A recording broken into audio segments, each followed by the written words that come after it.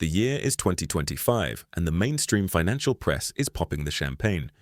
They tell you the soft landing is finally here, and that the worst is over. They say inflation is under control, and the stock market is hitting record highs. They want you to believe that the economy has successfully dodged a bullet. But if you look closer, past the headlines and the cheerleading, you see a very different picture. Look at what the smart money is actually doing right now. While the retail investor chases the latest AI rally and the average family stretches to buy a home, the architects of the 2008 crash are leaving. They are quietly heading for the exits before anyone else notices the building is on fire. Take Michael Burry, the man who famously shorted the housing market. He didn't just sell his positions in the third quarter of 2025, he liquidated them. He dumped consumer stocks, and he dumped the tech darlings. He bought insurance against a crash. He loaded up on bearish put options against the very pillars of this economy like Nvidia and Palantir. Why would he do that if the soft landing was real? Because he sees the liquidity drying up. He sees the same pattern that emerged in 1929 and 2008. The markets are priced for perfection, but the plumbing of the financial system is leaking. This isn't just about stocks. It's about the collateral. It is about the real estate that underpins the entire US banking system. The narrative you are being fed is that housing is resilient and owners are safe. They say homeowners are locked in with 3% mortgage rates and will never sell. They say inventory will stay low forever and prices can only go up. This is the lock-in effect myth, and it is about to shatter. We are standing on the precipice of a convergence of three massive and unstoppable forces. These forces are colliding in late 2025 and will climax in 2026. First is the exhaustion of the American consumer who is drowning in credit card debt. Second is the collapse of commercial real estate, which will take down the regional banks that fund the mortgage market and keep the credit flowing. Third is a regulatory weapon known as Basel III Endgame, which will force banks to cut off credit just when it is needed most to save the market. And sitting behind it all is the shadow inventory. Millions of homes held off the market, empty, waiting, controlled by investors who are waking up. These investors are suddenly realizing that the party is over. This is not a simple correction. This is a structural unwinding of a decade of cheap money. History doesn't repeat, but it rhymes. And right now, the rhyme is deafening. Look at the Shiller-Cape ratio, which tracks valuation over 10 years. In 1929, just before the Great Depression, the Cape ratio peaked at 32.5. In late 2025, we are sitting near 38. We are more expensive than the 1929 peak. We are approaching the insanity of the 2000 dot-com bubble. Back then, economists said stocks had reached a permanently high plateau, and rules changed. They believed technology justified the prices. Today, they tell you AI changes everything. They tell you the Fed has your back and will save the day. But the chart of the S&P 500 in 2025 looks suspiciously like the chart of 1929. It shows the melt-up before the meltdown driven by pure fear of missing out. The liquidity is a mirage.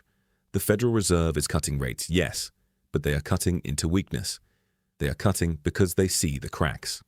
In 2008, the Fed started cutting rates in late 2007. Did it stop the crash? No, it accelerated it. Because when the Fed cuts, it signals something is broken. And in 2026, what is broken is the consumer. The US economy is 70% consumer spending. The housing market depends entirely on the solvency of that consumer.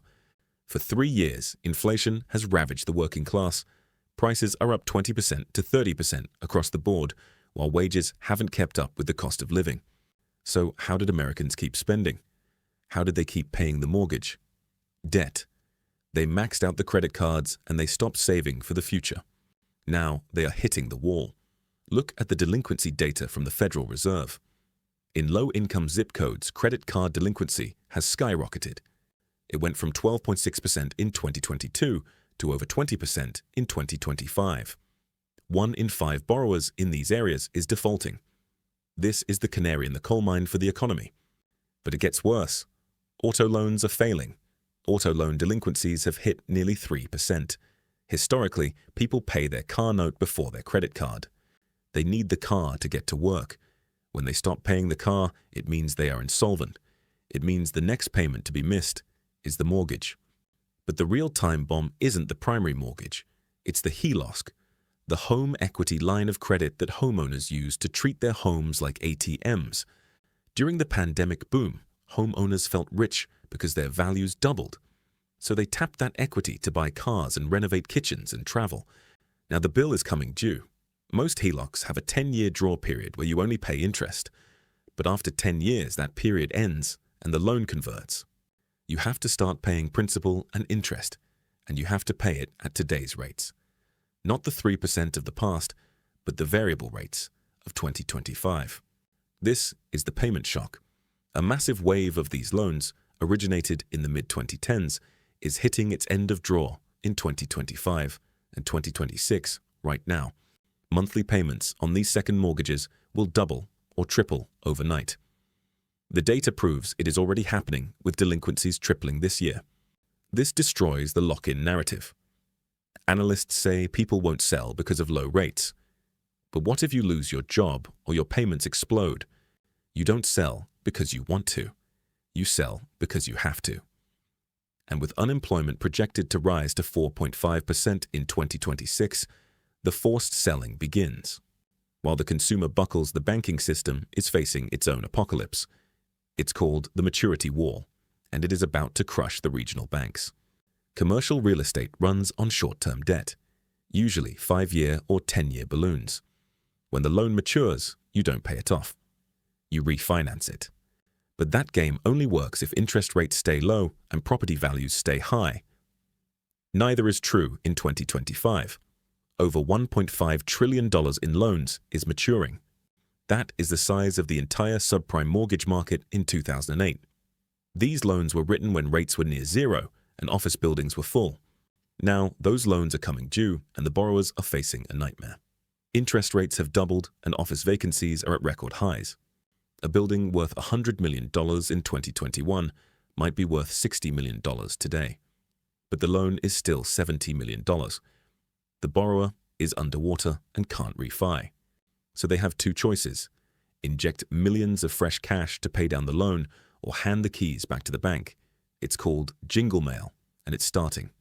Who holds these loans? It's not the big banks like JP Morgan. They saw this coming and de-risked. It is the regional banks that hold the bag. These small and mid-sized banks form the backbone of the American economy, but some have CRE concentrations of 400% or 500% of their capital. If these loans default, the banks fail. We saw a preview in 2023 with Silicon Valley Bank. That was a tremor. 2026 is the earthquake that levels the city. As these loans hit the maturity wall in 2026, the banks will panic. They will hoard cash and stop lending. This is the doom loop that freezes the market. Property values fall, which causes loans to default, which causes banks to lose capital, which causes them to stop lending, which makes values fall further. When regional banks stop lending, they don't just stop lending to office towers. They stop lending to you. They stop lending to small businesses. They stop issuing mortgages. This creates a credit crunch that freezes the housing market. Even if you want to buy a home in 2026, you won't get a loan.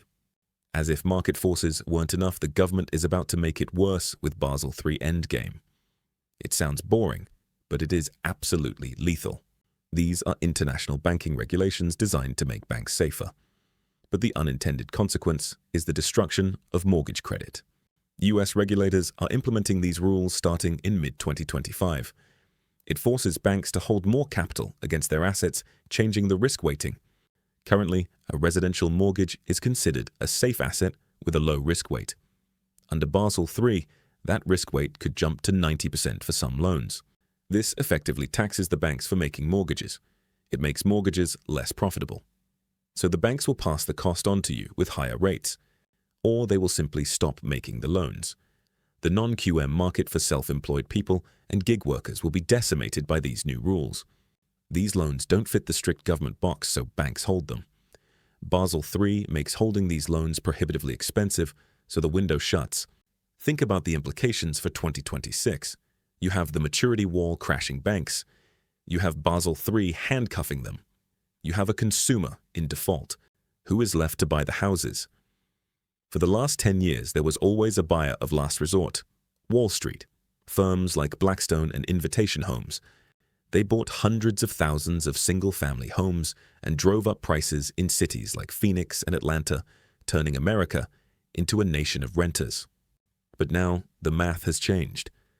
The smart money is leaving the room. Look at the filings from Invitation Homes in 2025. They are net sellers. In the third quarter of 2025, they sold over 1,000 homes and bought almost none. Because with prices and rates this high, the rental yield is too low. They can get a better return buying treasury bonds. They are done buying your 1970s ranch house. They are dumping their older inventory on the market. When the biggest buyer in the market turns into a seller, prices have only one way to go: down. And then there are the amateurs, the Airbnb hustlers. They bought up vacation towns and condos, leveraging themselves with loans based on projected rental income. They bet on a travel boom lasting forever. They were wrong. The Airbnb bust is here. In places like Joshua Tree, revenues are down 34% in 2025.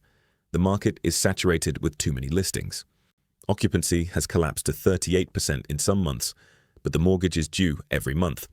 These investors are bleeding money and cities are fighting back. New York City banned most short-term rentals. Maui is phasing them out. When an Airbnb is banned, it becomes a regular house again, but at a loss. It was bought at a premium based on vacation revenue. As a long-term rental, the numbers don't work.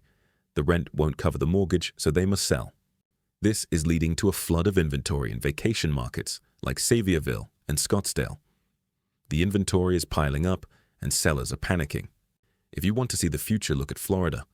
Look at the condo disaster. After the Surfside collapse, the state passed strict inspection laws. It forces older condos to fully fund reserves for repairs. The result is catastrophic special assessments of $50,000 or $100,000 per unit due now. Retirees on fixed incomes cannot pay this. They are forced to sell. But who wants to buy a condo with a huge assessment and skyrocketing HOA fees? Nobody. Inventory of condos in Florida skyrocketed 37% in 2025. Prices are crashing in the condo sector and dragging down single-family homes. Foreclosures in Florida are already rising. In Austin, Texas, prices doubled in 2 years, but now tech hiring has slowed and builders built too much. Inventory in Austin is up massively from the lows. Prices are down 15% from the peak. It is now significantly cheaper to rent in Austin than to buy. So buyers are on strike. They are waiting. And as they wait, the shadow inventory builds. This is the wild card the realtors won't tell you about. Active inventory is what you see on Zillow. Shadow inventory is what is hiding in the dark.